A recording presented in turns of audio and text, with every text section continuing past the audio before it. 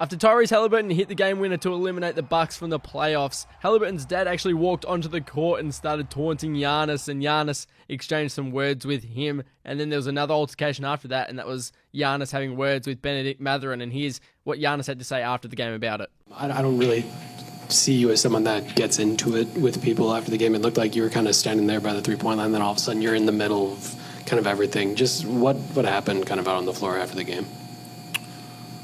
Nothing. This is the last time I'm going to say. I won't talk a lot. We lost the game. It doesn't really matter. One thing I'll say is that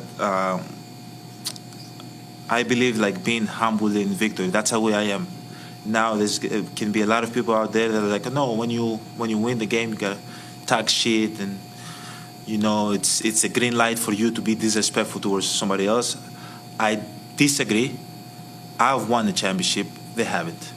Okay, and that doesn't say anything. I'm not trying to minimize their effort, but I remember when I won, my mom that she's never missed the games from February 11th or 13th when she came in Milwaukee against the Knicks. She never missed a game.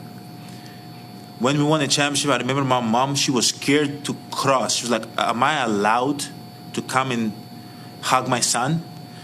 I see, except now my brother does media. For this year, he wants to come back and play.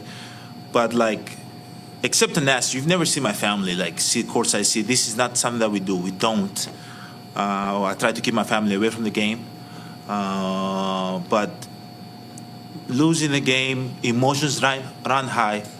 Having a fan, which at the moment I thought he was a fan, but then I realized he was Tyrese's son, which I love. Tyrese, I think he's a great competitor.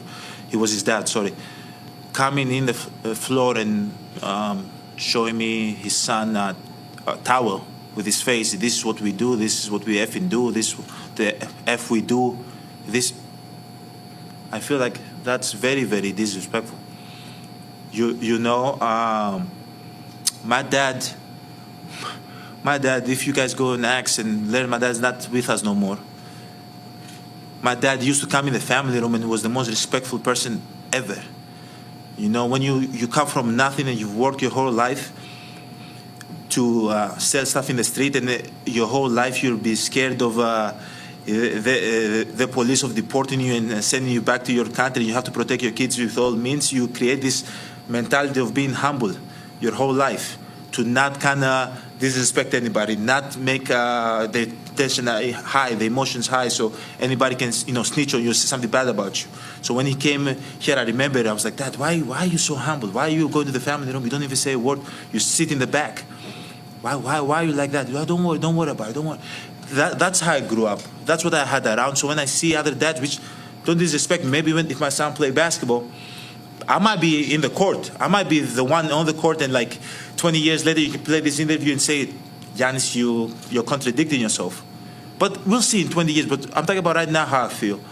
You know, having somebody's dad, which I'm happy for him, and I'm happy for his son, and I'm happy that he's happy for his son. That's how you're supposed to feel. But coming to me and disrespecting me and cursing at me, I think is totally unacceptable. Totally unacceptable. Okay? And I'm not the guy that points fingers, because in my neighborhood, snitches get stitches. So I don't want to say something, for him to say, to get fined or anything. But it's not respectful. I talked with him at the end. And I think we're in a good place.